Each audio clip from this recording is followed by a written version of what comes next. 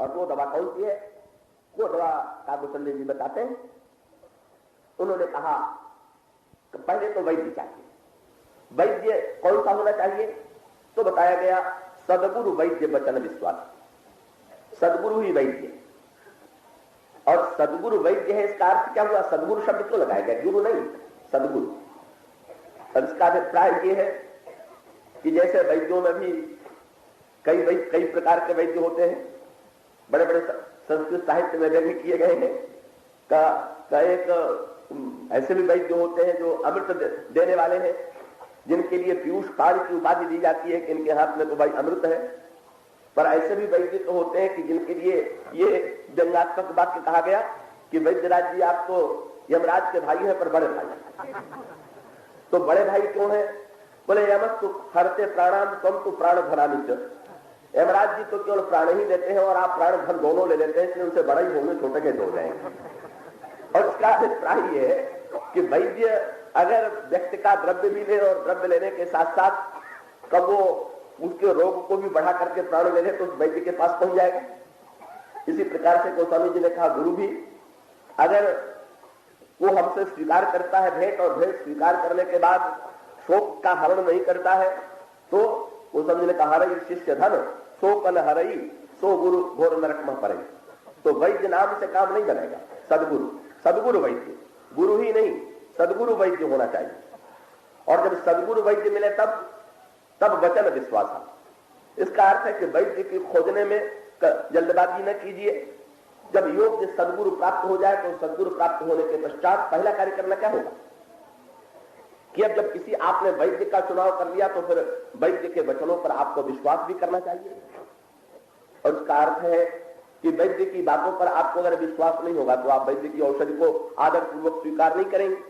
इसलिए सदगुरु वैद्य वचन विश्वास, और उसके साथ साथ कितना भी बड़ा सदगुरु क्यों न मिल जाए और कितनी भी बढ़िया दवाई क्यों न दे दे, पर आप दवाई की चपुड़िया खाए एक और मिठाई खाए 1.5 सेर, तो फिर ऐसी परिस्थिति में आपका रोग कैसे दूर होगा। वो छोटी सी पुड़िया और उसके बदले में इतना ढेर सारा कुपथ्य, कैसे आप आशा करते हैं कि रोग दूर हो जाएगा। तो गोस्वामी जी कहते हैं कि वैद्य और डॉक्टर कह देते हैं कि दवा के साथ साथ ये संयम भी करना। तो बताया गया कि इसी प्रकार से संयम भी जीवन में स्वीकार कीजिए। क्या संयम यह न विषय के आशा, तब विषयों की आशा को, विषयों के प्रति आकर्षण बढ़ रहा है कि घट रहा है, ये कसौटी। और ये एक बहुत बढ़िया बात मानी जाती है। कभी कभी ये दिखाई देता है कि किसी रोगी को कितना भी रोका जाए वो कुपथ्य करता है। तो इसको मानते हैं हमारे आयुर्वेद शास्त्र में भी और हमारे अन्य ग्रंथों में भी कि जब मनुष्य की विपरीति जब स्वस्थ होने को होता है तो उसके मन में औषधि और पथ्य के प्रति प्रेम आता है। और जब मनुष्य के मन में ठीक उल्टी बात आवे तो समझ लेना चाहिए कि कहीं ऐसा तो नहीं है कि हमारे जीवन में का भयानक समय आने वाला। तो इसलिए मंदोदरी ने रावण से एक वाक्य कहा, निकट काल यही आवत साई मति भ्रम हो तो तुम्हारी हिलाई। जिसके समय का समीप काल आ जाता है उसकी बुद्धि भी उल्टी हो जाती है। और इसका अर्थ है कि सीधी सी बात यह है, सदगुरु के पास आप गए, पर सदगुरु के पास जाने के पास सत्संग का पहला फल यह है कि विषयों के प्रति आकर्षण कम हुआ कि बढ़ा। तो सदगुरु के प्रति विश्वास, और विश्वास के साथ साथ का दूसरा वाक्य ये कहा गया कि हमारे मन में विषय के प्रति अनुराग, विषय के प्रति आसक्ति हमारी कम हो। और दवा कौन सी है, वही रघुपति भगति सजीवन मूरी। जिस दवा का सेवन गुरु वशिष्ठ भी करते हैं, जिस दवा का सेवन महर्षि लोमस भी करते हैं, जिस दवा के द्वारा सबका लाभ होता है। क्योंकि इसका अर्थ यह है क्या वैद्य बीमार नहीं पड़ा करते, क्या वैद्य भी तो अस्वस्थ हो जाते हैं। और वैद्य अस्वस्थ हो जाए तो उसे भी तो दवाई लेनी पड़ती है, केवल वैद्य के ज्ञान से तो रोग नहीं मिट जाता है। इसलिए रामचरितमानस में दिखाया गया औषधि कौन है, रघुपति भगत सजीवन मूरी और अनुपान श्रद्धामति पूरी।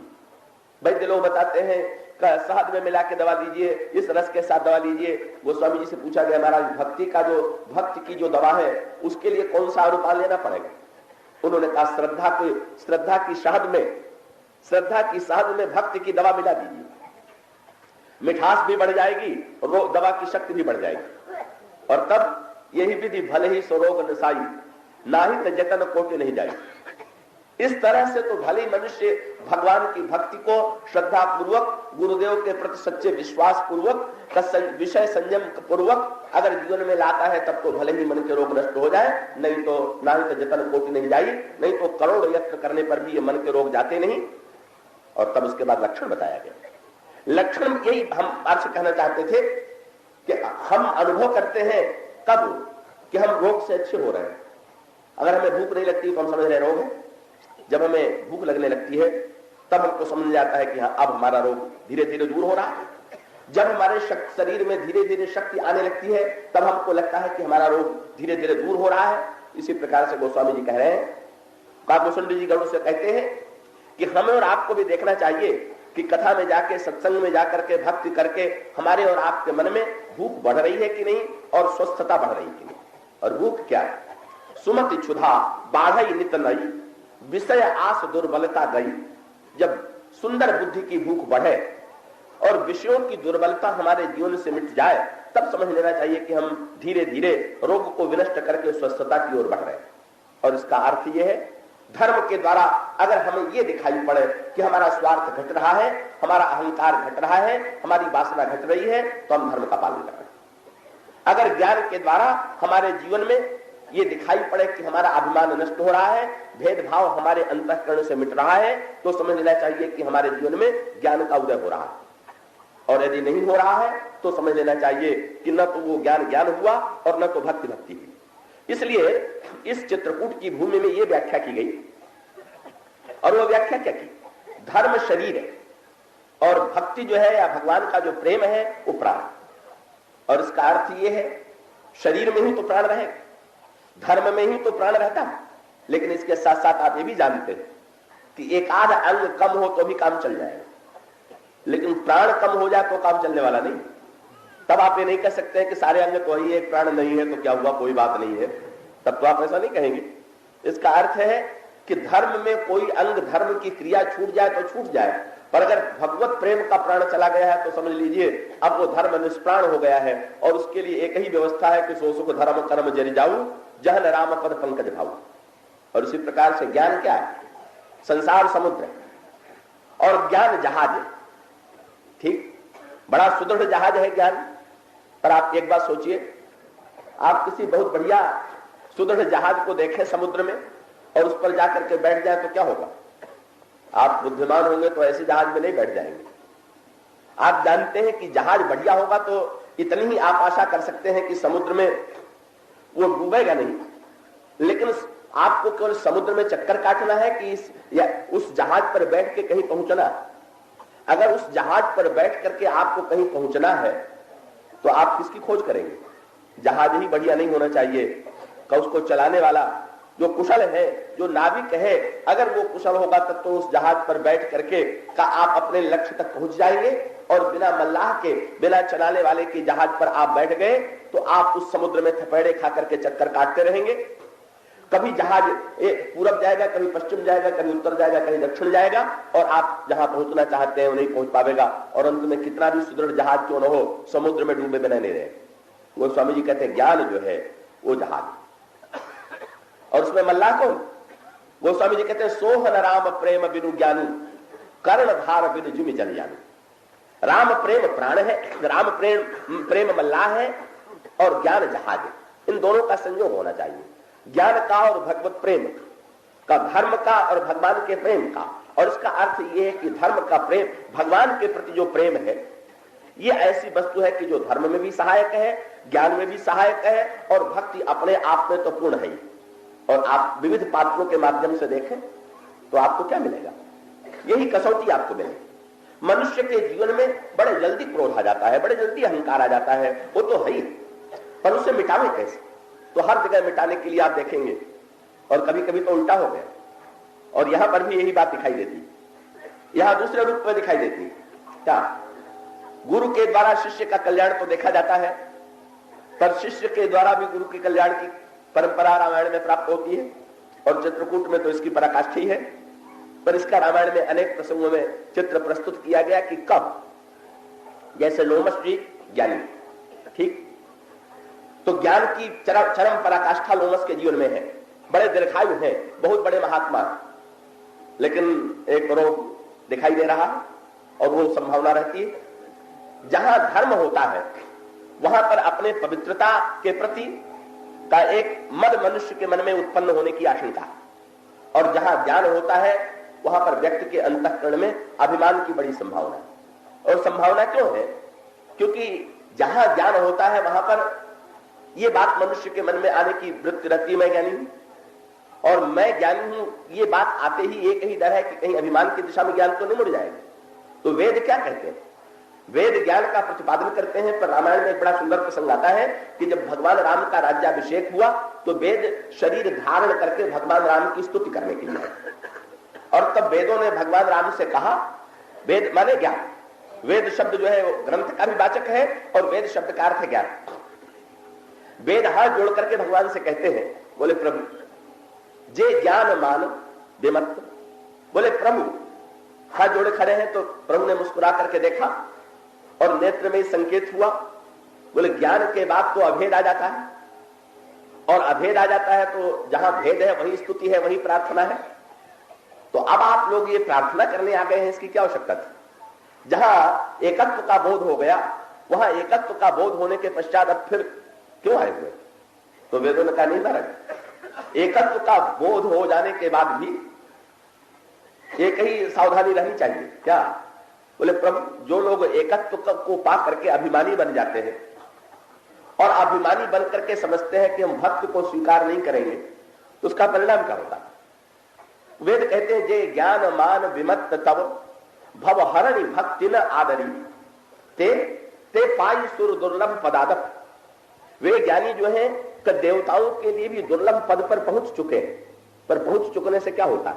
आप छत पर पहुंच जाए, आप ऊपर पहुंच जाए, पर जितने ऊपर पहुंच जाए उतने ही सावधान रहने की आवश्यकता है। क्यों? नीचे है तो नीचेपन की अनुभूति हो रही है, और ऊपर चढ़ गए तो सब ऊपर तो चढ़ गए, पर ध्यान रखिएगा ऊंचे से गिरने में खतरा भी उतने बड़ा है। क्योंकि नीचे गिरेगा तो केवल छिलेगा पैर में, पर अगर ऊपर से कहीं गिरा तो फिर प्राण ही चला जाएगा। और इसका अर्थ क्या हुआ कि अगर मनुष्य जो है अज्ञानी है तो वो तो संसार में तो कुछ उसको चोटें लगी नहीं, पर अगर ज्ञानी होकर के ऊपर उठ गया और ऊपर उठ जाने के बाद गिरा, तब तो गिरने के पश्चात उसका पतन असंभावी। और ये कब गिरता कब है? कि जब ज्ञान के बाद व्यक्ति के मन में अभिमान आता है अपने ज्ञानी होने का तब। तो इस अभिमान को मिटाने का उपाय क्या है? जैसे आप कोई दवा लेते हैं तो गर्मी आपको लगने लगती है, कुनाइल आप लेते हैं, कुनाइल लेने पर कई लोगों को बड़ी ऊष्मा की अनुभूति होती है, तो जब गर्मी की अनुभूति होती है तो कहते हैं दूध पियो। इसी प्रकार से ज्ञान की गर्मी अगर आवे, ज्ञान आया और गर्मी आ गई तो होता है तपस्या। तपस्वी लोग बड़े क्रोधी, पुराणों में बड़ी बड़ी कथाएं आती हैं। ये मुनि लोग बड़े क्रोधी क्यों? तपस्या और त्याग ये सब के सब तेजस्वी हैं। तो जहां आग जलती है वहां थोड़ा गर्मी होती है, पर गर्मी हो तो उसको शांत करना पड़ेगा। हम लोगों का तो नियम है कि पहले दूध को गर्म करके पकाते हैं फिर ठंडा करते हैं।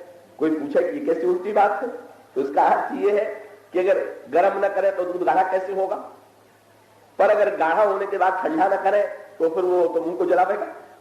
इसी प्रकार से रामायण में बताया गया है कि पहले गर्मी लाओ और गर्मी लाने के बाद फिर ठंडक ले आओ। आप ज्ञान दीपक पढ़िए तो रामायण तो अगाध ग्रंथ है।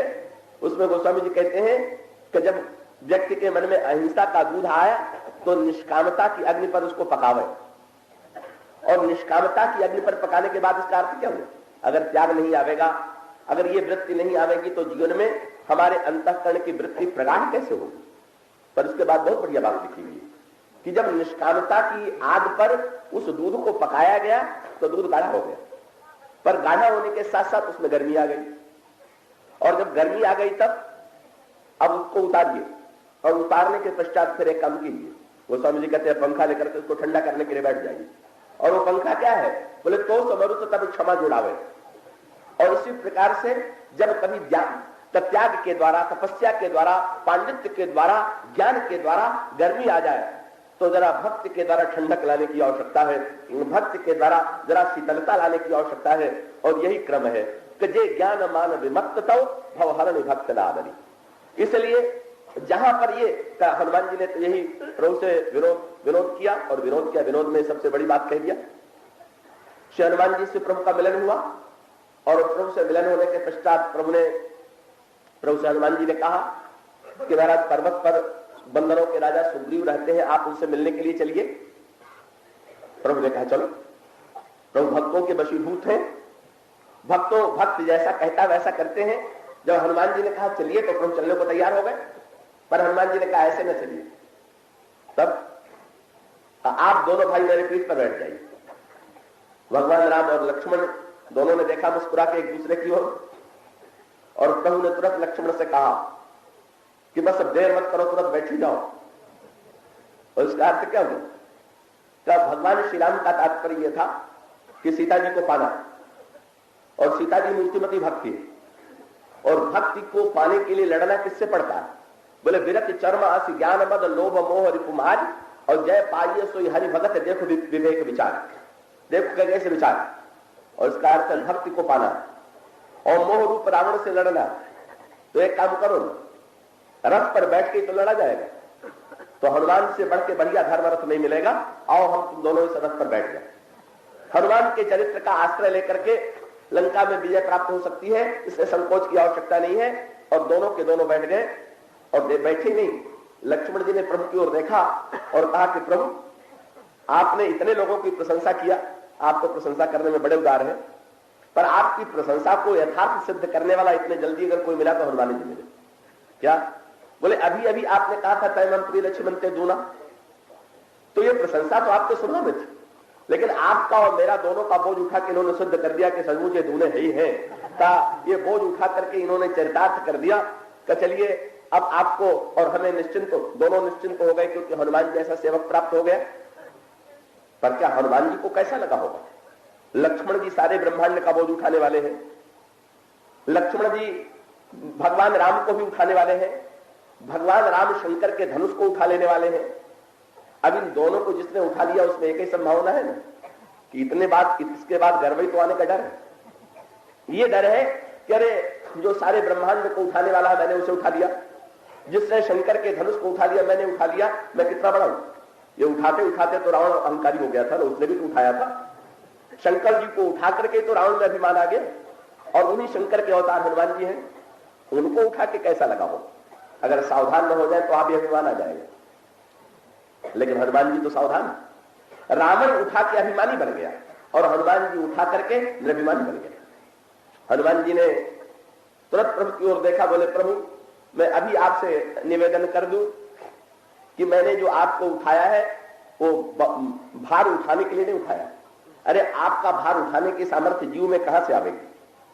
करने तो उठाया तो तुमने प्रत्यक्ष है, हमें दिखाई दे रहा है, लक्ष्मण को दिखाई दे रहा है, तुम्हारी पीठ पर आसीन है। पर हनुमान जी ने कहा महाराज आप देखें तो कि मेरा उद्देश्य क्या है? उद्देश्य बोले महाराज शरीर की दृष्टि से तो मैंने आप दोनों को उठा लिया, पर मन से मैंने अपनी चिंता का भार सारे ऊपर आपके ऊपर चढ़ा दिया। क्यों? हनुमान जी ने कहा महाराज चढ़ाया भी कब? देखिए ना, आप इतने देर से खड़े थे, मैंने आपसे कंधे पर बैठने के लिए नहीं कहा, बहुत देर से आप आए हुए। जब पर्वत पर चढ़ने का अवसर आया तभी मैंने आप दोनों से चढ़ने के लिए कहा। क्यों कहा? बोले प्रभु मुझे लगा कि ऊपर चढ़ते समय तो गिरने का डर होता है, नीचे जब तक है तब तक डर कहां। तो मुझे लगा कि ऊपर चढ़ते समय अगर व्यक्ति फिसल करके गिरे तो बड़ी चोट आती, और मुझे भी जब ऊपर चढ़ने का प्रसंग आया तभी तो मैं नीचे उतर करके आया था। नीचे उतरने में क्या श्रम है, पर अब चढ़ना है ऊपर। तो महाराज एक नियम कि अगर कोई ऊपर चढ़ रहा हो तो उससे गिरने का डर लगता है, लेकिन अगर ऊपर चढ़ने वाले के कंधे पर कोई बैठ जाए तो उसको दूना डर लगता है, क्योंकि उसको लगता है कि अगर ये फिसलेगा कहीं तो हमें को चोट सबसे आवेगी। इसी तरह से हमने आप दोनों को इसलिए बैठा दिया है कि आप दोनों को ये चिंता बनी रहे कि हनुमान अगर गिरेगा तो सारा चोट आप ही दोनों को आवेगा, हमें नहीं आवेगा। और इसका अभिप्राय क्या? भगवान राम साक्षात ईश्वर, लक्ष्मण जीओ के आचार्य। बोले महाराज अगर साधक का पतन हो जाए तो ईश्वर और गुरु को कलंक मिलता है, आप दोनों चिंता बनाए रखिएगा कि हनुमान गिरने न पावे, हनुमान का पतन न होने पावे। और इसका अर्थ है ईश्वर निरंतर ये चिंता करता रहे कि इस जीव का पतन न हो। आचार्य और गुरु निरंतर चिंता करते रहे कि हमारे शिष्य का पतन न हो, तो परिणाम क्या होगा कि दोनों सतत सावधान रहेंगे तो शिष्य को गिरने नहीं देंगे, संभाले रखेंगे। यही है कि ये ज्ञान मान विमत तब भवहरण भक्ति लहादन। आदर करना माने वो उपाय सोच लीजिए कि जिसके द्वारा हमारे आपके जीवन में गिरने का डर मिट जाए। और गिरने का डर तुलसीदास जी के सामने भी आया। गोस्वामी जी ने अद्भुत ग्रंथ की रचना किया, और रचना किया तो उसका विरोध भी हुआ, स्वाभाविक है। किसी ने गोस्वामी जी से कह दिया कि आपका बड़ा नाम हो गया है, बड़े ऊंचे चढ़ गए हैं, देखिए गिर न पड़िएगा। सो गोस्वामी जी मुस्कुरा करके चुप रह गए, पर भगवान राम के सामने उन्होंने जो बात कही वो बड़ी सुंदर है। बोले महाराज, लोग मुझे ये डर दिखा रहे हैं कि बड़े ऊंचे चढ़ करके कहीं गिर न जाइएगा। गोस्वामी जी ने कहा महाराज, ऊंची चढ़ के गिरने का डर तो भले ही रहता है, लेकिन मुझे नहीं। क्यों नहीं? क्यों नहीं है गोस्वामी जी को डर? क्या अपनी विद्वत्ता के कारण? क्या अपनी महिमा के कारण? अपने ग्रंथ के कारण? नहीं नहीं, गोस्वामी जी प्रभु के सामने जो निवेदन करते हैं वही भक्त का सच्चा निवेदन है, और वो वृत्ति आ जाने के पश्चात फिर पतन की आशंका नहीं रह जाती है। नहीं तो वेद कहते हैं ऊंचे से ऊंचे चढ़ करके भी जे ज्ञान मान विमत्त तव भव हरणि भक्ति न आदरी ते पाई सुर दुर्लभ पदादपि परत हम देखत हरि। और दूसरी ओर कौन नहीं गिरते हैं? विश्वास करी सब आस परिहरी, विश्वास करी सब आस परिहरी, दास तव जे होई रहे जप नाम तब बिनु श्रम तरहि भवनाथ सो समराम। बोले प्रभु, जो लोग विश्वास पूर्वक आपका आश्रय ले चुके हैं उन लोगों को कोई कष्ट उठाने की आवश्यकता नहीं है। उनको वो बिना किसी श्रम के केवल आपके नाम का आश्रय लेकर के कमंगल में आपके दिव्य पद को प्राप्त करके धन्य हो जाते हैं। ये जो गोस्वामी जी ने कहा था, ये चरितार्थता उनको उस पंक्ति में मिलती है। गोस्वामी जी ने तुरंत प्रभु से कहा, बोले प्रभु, लोग कहते हैं तो मैं आपसे कह देता हूं, याद दिला देता हूं। क्या? कि मेरी महिमा जो बढ़ी वो कैसे बढ़ी? गोस्वामी जी कहते हैं आप ही आप हो नीके के जानत। बोले और लोग तो समझते होंगे कि तुलसीदास ने बड़ा परिश्रम किया, बड़ी विद्वत्ता की, बड़ी साधना किया, पर दूसरे कहे तो कहें, पर आप जानते होंगे कि कहां से आया। कहां से आया? बोले आप ही आप हो नीके के जानत राम तिहारो भरायो गढ़ायो। और इसमें गोस्वामी जी ने और भी एक रसमय शब्द लिख दिया। यह दो शब्द है, भरायो गढ़ायो। ये होता यह है कि बर्तन पहले गढ़ा जाता है और बाद में भरा जाता है, यही नियम। घड़ा जो है पहले गढ़ा जाएगा और जब घड़ा बन जाएगा तो उसमें भरा जाएगा। तो गोस्वामी जी को इस कविता में लिखना चाहिए था, आप हो नीके के जानत जानत राम त्योहारो गढ़ायो भरायो, गढ़ायो तब भरायो। पर गोस्वामी जी उलट के लिख रहे हैं। दोनों को अगर अदल बदल कर दे तो कविता भी ठीक रहेगी, शब्द भी जो करते हो रहे, पर वो कहते हैं नहीं, आप हो नीके के जानत राम त्योहारो भरायो गढ़ायो। गोस्वामी जी का अभिप्राय क्या? कि संसार में लोग आते हैं पहले गढ़ाए हुए, हम लोग गढ़ाए, हम में से अधिकांश लोग गढ़ाए हुए। और गढ़े किसके द्वारा गए? कर्म के द्वारा। कर्म ने जैसा बर्तन जिसको दे दिया है वो बर्तन लेकर के संसार में अधिकांश लोग आए हुए। और परिणाम क्या होता है कि जब उस बर्तन में भरा जाता है तो जितना बड़ा बर्तन होता है उतना भरा जाता है। और इसका अर्थ है हमारे आपके जीवन में जो लोग गढ़वा करके ले आए हैं कर्म के द्वारा अपने आप को, तो उनके जीवन में जितना प्रारब्ध होगा पूर्व जीवन का उतना फल भरा जाएगा। पर गोस्वामी जी ने कहा महाराज यहां तो उल्टा हो गया। उल्टा क्या हो गया? बोले महाराज यहां कुछ गढ़ाया हुआ था ही नहीं। गढ़ाया हुआ थी नहीं मैंने पूर्व जन्म में हमारा कोई कर्म ऐसा नहीं था कि किसी के पास छोटा बर्तन होगा, किसी के पास बड़ा बर्तन होगा। कि एक व्यक्ति उदारता से बांट रहा था लेकिन लोगों को अलग अलग मिल रहा था, क्योंकि कोई घड़ा लेके आया था, कोई लोटा लेकर के आया था, कोई गिलास लेके आया था, कोई कटोरी लेके आया था, और अलग अलग लोगों को अलग अलग पदार्थ मिला। तो एक व्यक्ति आया तो उससे देने वाले ने कहा कि अच्छा लाओ बर्तन दे। उसने कहा कि मेरे पास तो बर्तन नहीं। तो बर्तन नहीं है तो फिर कैसे दे? बोले महाराज बर्तन का भी प्रबंध आप ही कर दो तो बड़ा अच्छा रहे। और उसमें फिर बड़ा आनंद है। क्यों? अगर देने वाला उदार है तो बर्तन देते समय जब बर्तन भी देना है तो यही सोचेगा कि भाई अब बर्तन देने में भी ऐसा बर्तन दो कि जिसमें इसको तृप्ति प्राप्त हो। का अगर दोनों ही देना है तो इसमें कंजूसी कैसे? तो संसार में तो चाहे लोग कंजूसी करें, पर गोस्वामी जी ने कहा प्रभु जब मैं आपके द्वार पर खड़ा हो गया तो और लोग तो गढ़ाए हुए थे जो भराने के लिए आए हुए, पर मैं ही एक ऐसा था कि जो गढ़ाने और भराने दोनों के लिए आया हुआ। जो भराने के लिए तो आ गया पर गढ़ा हुआ कुछ नहीं। और जब आपने मुझे देख लिया तो आप समझ गए कि भाई पहले गढ़ो बाद में भरो। तो ब्रह्मा ने गढ़ा होता, कर्म ने गढ़ा होता तो छोटा मोटा गढ़ा होता। और आपने जब स्वयं अपने हाथ से गढ़ा तो क्या हुआ?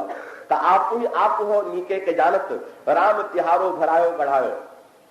और किसी ने पूछा तुलसीदास जी से, आपने किससे पढ़ा? बोले कीर जो नाम रटे तुलसी। तुलसीदास ने तो तोते की तरह राम नाम रटना सीख लिया है, लेकिन जब कोई पढ़ाने वाला नहीं मिला तो किसने पढ़ाया? संसार में क्या प्रसिद्ध हो गया? बोले कहे जग जानकी नाथ पढ़ायो। बोले मेरा संसार भर में प्रचार हो गया है कि इस तुलसीदास को तो भगवान राम ने ही पढ़ाया। आपने गढ़ाया है, आपने भराया है, आपने पढ़ाया है। अब तक बोले जब लोग आलोचना करते हैं तो मैं एक ही बात कह सकता हूं कि सोई है खेद जो वेद कहो, न घटे जन जो रघुवीर बढ़ायो। अरे हो तो सदा खर को असवार, तिहारो ही नाम गयन चढ़ायो। हम तो सदा गधे के सवार थे ही, आपके नाम की कृपा से अगर मैं हाथी पर बैठा दिया गया तो उतारा जाऊंगा तो मुझे क्या होगा? मैं तो अपनी योग्यता जैसी थी उसी के अनुकूल उतारा जाऊंगा। पर लोग यही कहेंगे कि भगवान की नाम की महिमा वाला उतार दिया गया, तो वस्तुतः उतारा तो आपका नाम जाएगा, मैं क्या उतारा जाऊंगा? और उसका अर्थ ये, जो ही हमारे जीवन में ये वृत्ति आ जाती है कि सच्चे अर्थों में हमारी कोई योग्यता नहीं, तब वस्तुतः धर्म और ज्ञान दोनों में ये समस्या है।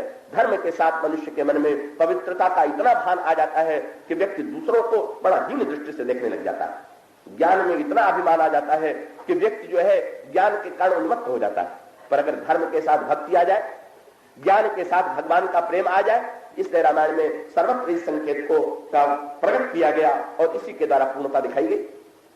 काकभूषुंड जी महान ज्ञानी है। काकभूषुंड जी एक उस समय साधक भक्त थे और लोमस जी महान ज्ञानी थे। दोनों में वार्तालाप हुआ। वार्तालाप का अर्थ क्या हुआ? देखिए, ज्ञान का फल क्या? ज्ञान मान जह एको नहीं और देख ब्रह्म समान सब माई। ज्ञान का फल है कि जहां पर मान न हो और सर्वत्र ब्रह्म का दर्शन होने लगे। तो इसका अर्थ क्या होगा? कि भेद तो आंखों से दिखाई देता है, रंग का भेद दिखाई दे रहा है, रूप का भेद दिखाई दे रहा है, स्वभाव का भेद दिखाई दे रहा है, धन का भेद दिखाई दे रहा है, जाति का भेद दिखाई दे रहा है। तो भाई ये भेद जो है सत्संग के द्वारा, ज्ञान के द्वारा घटेगा कि बढ़ेगा? अगर बढ़ गया तो क्या फिर क्या लाभ हुआ? वो तो हमें आंखों से भी दिखाई दे रहा है। ज्ञान की आंख से भी अगर वही दिखाई पड़ा जो संसार की आंख से दिखाई दे रहा था, तो हमारा देखना और न देखना दोनों व्यर्थ। तो ज्ञान का देखना क्या है?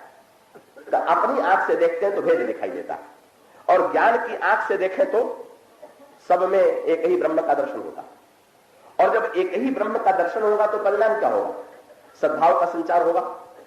जहां द्वैत होता है, यही बताया गया। और ज्ञान के बाद भी अगर समदर्शन नहीं हुआ, और समदर्शन के बाद फिर बड़ी बात आती है कि भाई समदर्शन के बाद संवर्तन होता है क्यों? ये एक बड़ा विवाद खड़ा हो जाता है। तो बहुधा ये कहा जाता है कि ज्ञान में समदर्शन तो हो सकता है, पर संवर्तन कैसे होगा? सम दिखाई देंगे पर सम व्यवहार कैसे होगा? बिल्कुल ठीक। समदर्शन होगा, संवर्तन नहीं होना नहीं संभव है, पर यह लाचारी है कि आदर्श। इसका अर्थ है कि जैसे आप प्रातः काल जो लोग संध्या करते हैं वो तर्पण देते हैं जल से, और जब तर्पण देते हैं तो सबको तृप्यंताम कहते हैं, सबको अर्पण करते हैं। देवता भी तृप्त हो, कयक्ष भी तृप्त हो, सारे संसार के जीव इस जल की अंजलि से तृप्त हो। पर ये तर्पण के द्वारा तृप्त क्यों किया जाता है?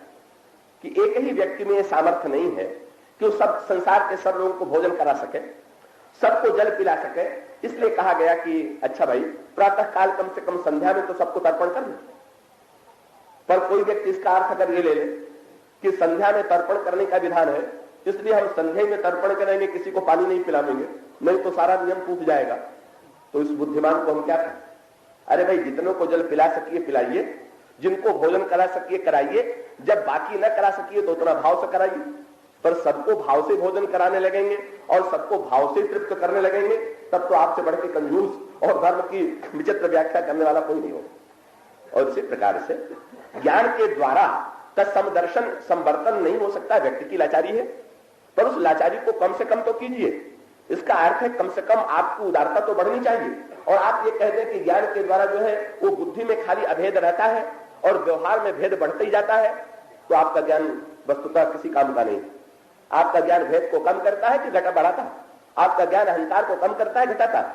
यही विवाद हुआ क्या? काकभूषुंड जी ने प्रणाम करके कहा मुझे भक्त का उपदेश दीजिए। उन्होंने थोड़ी देर तक भक्त का का उपदेश दिया। तब उनको लगा कि इसके माता पिता नहीं है, ब्रह्मचारी है, और ये इतना अच्छा श्रोता है कि इसको ऊंची से ऊंची बात समझा दे। तो लगे वेदांत का भाषण देने, और जब वेदांत का भाषण देने लगे तो उन्होंने चरण पकड़ लिए, बोले महाराज ये मेरे बुद्धि से बाहर, कृपा करके आप भगवान की भक्ति का उपदेश दीजिए। सो मुनि जी की भौं थोड़ी टेढ़ी होने लगी, आंखें जरा लाल होने लगी, और जब होने लगी तो काकभूषुंडी जी ने देखा उसमें काकभूषुंडी नहीं थे, भूषुंडी शर्मा थे। काक तो बाद में मुनि जी ने बनाया। तो उन्होंने कहा कि ब्रह्मचारी, तू जिस ब्रह्म को ढूंढ रहा है वो ब्रह्म तो वस्तुतः तुझसे अभिन्न है। तेरी आत्मा और उस ब्रह्म में कोई भिन्नता नहीं है। जैसे जल और बीची, जल और तरल एक दूसरे से अलग नहीं है, इसी प्रकार से सोत है तो ही ताही नहीं भेदा, बारी बीच इव गावहि वेदा। अभेद का प्रतिपादन कर रहे हैं, बिल्कुल बहुत बढ़िया बात है। भेद स्वभाव है, इसलिए अभेद का प्रतिपादन करना ये उचित हुआ। लेकिन प्रश्न तो आगे बढ़ा ना कि वो अभेद का प्रतिपादन वाणी से हुआ यही उचित है कि वो उचित के बाद फिर व्यवहार में भी उतरा। जब उन्होंने कहा महाराज मेरे समझ में नहीं आता, बोले फिर से समझ। फिर उन्होंने कहा, बोले महाराज फिर नहीं समझ में आया। फिर अब क्रोध आया। वो हमारे बड़ा प्रसिद्ध संस्मरण है ईश्वर चंद्र विद्यासागर के। उनसे कोई सज्जन मिलने के लिए गए, बड़े विचित्र स्वभाव के थे। कई ईश्वर चंद्र जी ने उनका विचित्र व्यवहार देखा तो उनसे पूछा आपका नाम क्या है? बोले शीतल प्रसाद। तो उन्होंने कहा, थोड़ी देर बाद बात करने के बाद फिर पूछा आपका नाम मैं भूल गया, आपका नाम क्या है? बोले मैंने कहा ना कि शीतल प्रसाद। थोड़ी देर बाद फिर उन्होंने पूछ दिया आपका नाम क्या है? उन्होंने बिगड़ कर, क्या तो बड़े नालायक हो, हमने कितनी बार कहा कि मेरा नाम शीतल प्रसाद है। विद्यासागर जी ने प्रणाम करके कहा आपका नाम शीतल प्रसाद किसने रख दिया? आपको ज्वाला प्रसाद है। और उसका कहा यह है कि आपकी शीतलता नाम में ही है कि आपके व्यवहार में भी है, आपके व्यवहार में भी उतर करके आई है कि नहीं। कैसी प्रकार से प्रतिपादन तो अभेद का हो रहा है और क्रोध बढ़ता जा रहा है। और तब काकभूषुंडी जी क्या कर रहे हैं? अब श्रोता वक्ता में दूरी पैदा हो गई। वे तर्क करने लगे।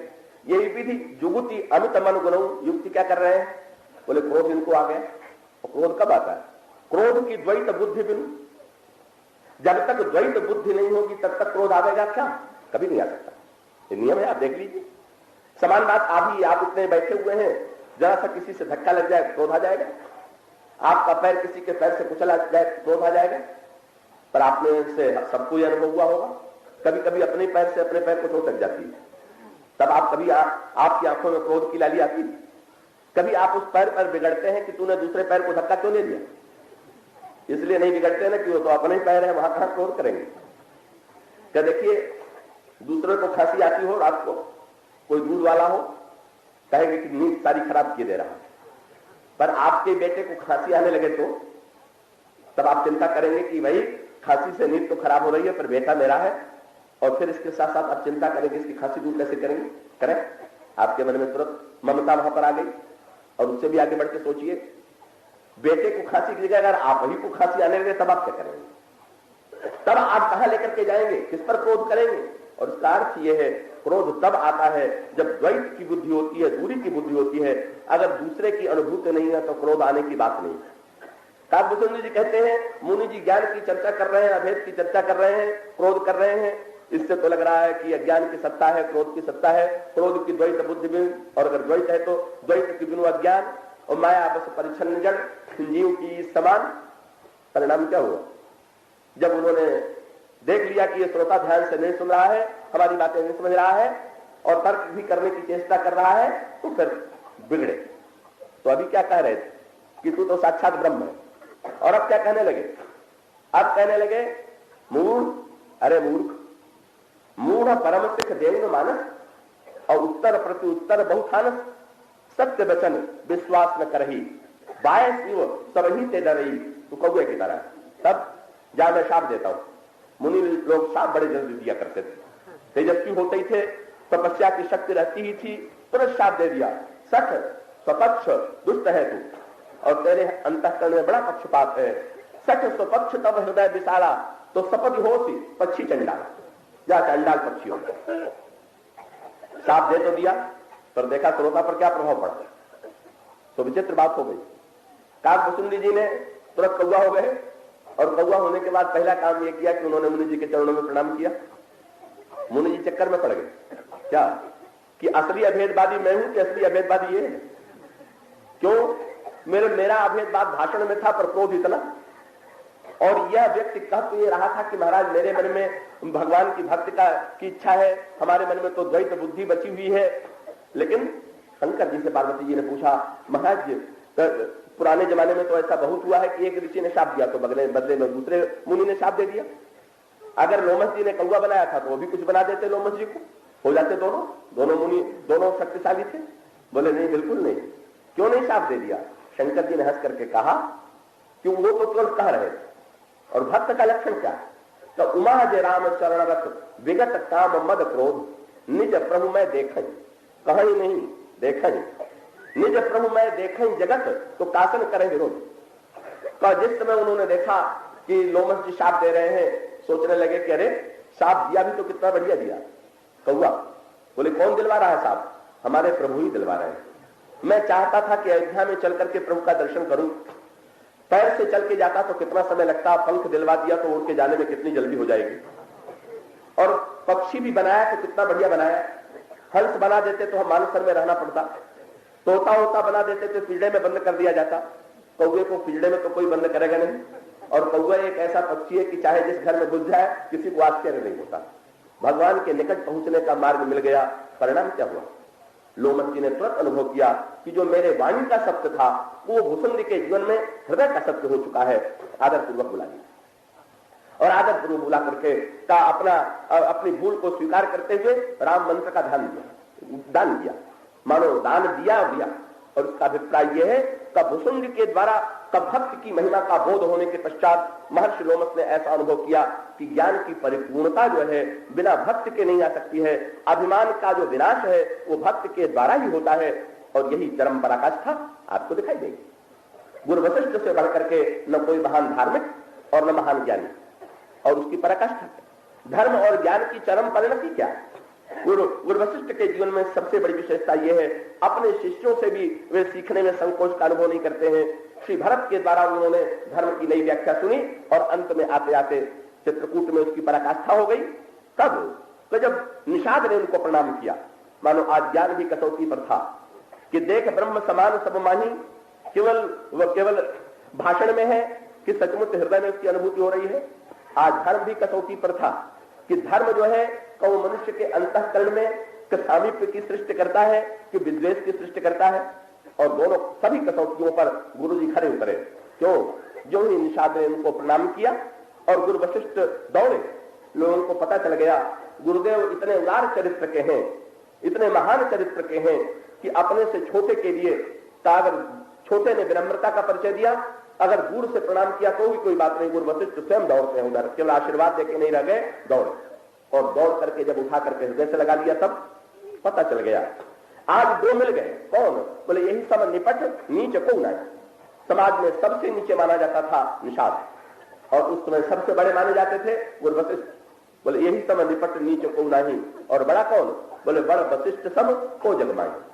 लेकिन जिसमें गुरु वशिष्ठ ने हृदय से लगाया तब लोगों को क्या लगा? बोले रघुपति भगत। अगर गुरुदेव के अंतःकरण में भक्ति का संस्कार न होता, राम की भक्ति के पूजनीय प्रिय परम जहां थे सब मान्य है राम के नाते, अगर ये बात गुरु वशिष्ठ के मन में न होती तो आज निषाद को हृदय से न लगा पाते। आकाश से पुष्प की वृष्टि होने लगी, और गुरु जी ने चेलों से सीखा पर चेलों से बाजी ले गए। क्यों? निषाद राज को भरत जी ने हृदय से लगाया, क्या समझ के लगाया? गोस्वामी जी ने कहा लक्ष्मण समझ। राम सखासुर चंदन त्यागा, और चले भरत उमगत अनुरागा, और करत दंडवत देखते ही भरत लीन उरलाय। कैसे? बोले मनहु लखन सन भेट भई प्रीति न। जहां भी लखन सब देंगे था और क्यों सुखी से रात करी, तो लक्ष्मण के सवाल निषाद राज को देखे। पर वाह गुरु जी, जब आगे बढ़े तो दिनों से आगे बढ़ गए। निषाद को हृदय से लगाया तो किसी ने पूछा जिस दिन दया करके लगाया क्या? अच्छा दया नहीं किया होगा तो लक्ष्मण की तरफ समझाऊंगा? बोले ना, गुरु जी को लक्ष्मण निषाद नहीं दिखाई देता। बोले यही लक्ष्य लक्ष्मणों से अधिक मिले होंगे तो बोले रहा लक्ष्मण से अधिक श्रेष्ठ लग रहा है निषाद। तो इसका अभिप्राय यह है लक्ष्मण से अधिक श्रेष्ठ क्यों लगा, इसकी चर्चा को हम कल करेंगे। क्यों इतना संकेत कर दे कि धर्म और प्रेम का सच्चा सत्य है। बोलिए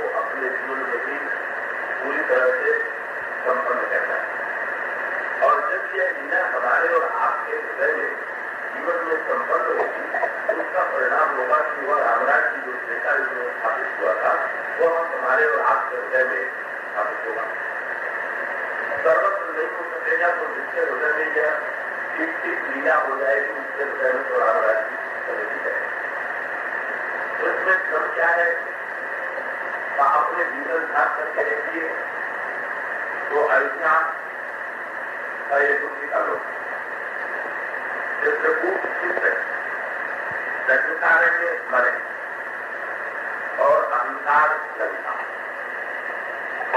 और इन चारों को जब हम एक रूप बना लेते हैं तब रामराज्य बन जाता है।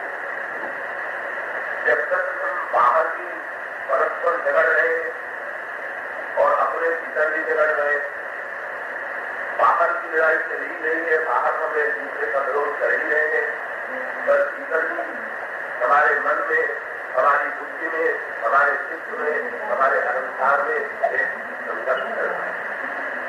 और किसी संघर्ष को हम जब मिटा देंगे तो क्या होगा?